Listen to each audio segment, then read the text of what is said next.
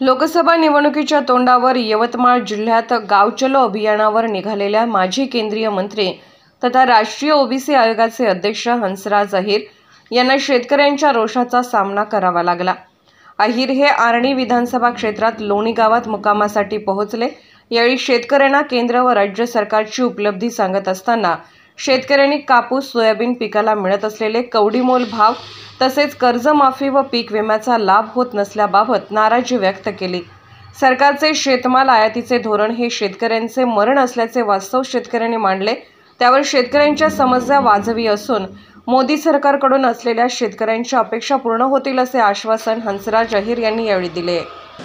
गावच्या लोकांनी गावातल्या काही गरजा सांगितल्या, सरकारच्या धोरणाबद्दल चांगले विचार मांडले आणि काही त्यांनी सांगितलं की सरकारने अजून एक केलं पाहिजे। विशेष म्हणजे यावर्षी कापसाचा भाव गेल्या वर्षीपेक्षा कमी मार्केटमध्ये असल्यामुळं लोकांना अपेक्षा आहे की हे करू शकतात, मोदी सरकार करेलच असं अपेक्षा आहे लोकांना। ती मागणी आली।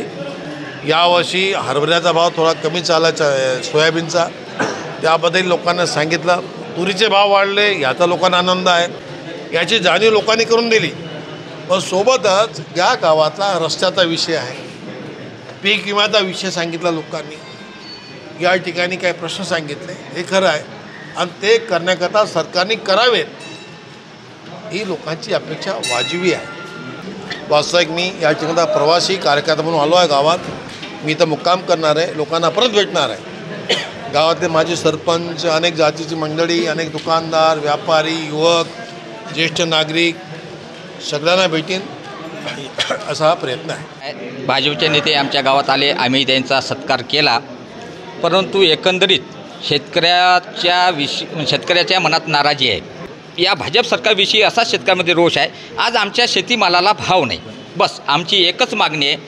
जो आम्ही विमा काढतो, 1 रुपयात विम्याचं तुम्ही गांजर दाखवलं, 1 रुपयात आम्ही कास्तकारांना चांगला आहे, आनंद आहे, BJP सरकारनं केलेलं आहे, मी ते नाकारत नाही, परंतु त्या 1 रुपयाचा परतावा आम्हाला जो विमा भरपाई पाहिजे ती मिळालेली नाही। आज रोजी आमच्या गावातनी BJP नेते येऊन गेले, आम्ही त्यांचं स्वागत केलं, याच्याबद्दल दुमत नाही आहे, परंतु त्यावेळेस आलेल्या नेत्यांनी आपल्या वरिष्ठापर्यंत शेतकऱ्याची कहाणी, आज शेतकऱ्याचे जे हाल आहे, जे शेतकऱ्याच्या मालाला भाव नाही, शेतकऱ्याच्या सोयाबीनला भाव नाही, 4000 रुपयापर्यंत सोयाबीन आहे, सोयाबीन एकरी खर्च 20,000 रुपये आहे, 3 क्विंटल सोयाबीन पिकलेलं आहे, म्हणजे त्या अतिरिक्त 20,000 रुपये खर्च, म्हणजे 8,000 रुपयाचा आज रोजी कास्तकाराला घाटा आहे। त्या बाबतीत मी एकच म्हणणं आहे माझ्यावालं, भाजप सरकारला, मोदी सरकारला, तुमचे जे ध्येय धोरण आहे, मोदी सरकारचं धोरण कास्तकाराचं मरण, एकच वाक्य बोलतो, मोदी सरकारचं धोरण कास्तकाराचं मरण, असं होऊ नये असं मी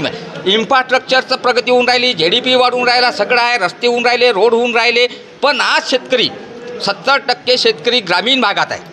आज शेतकरी 70% ग्रामीण भागात असल्यामुळे शेतकऱ्याची प्रगती आवश्यक आहे। जगाचा पोशिंदा जगला पाहिजे असं कोण म्हणते?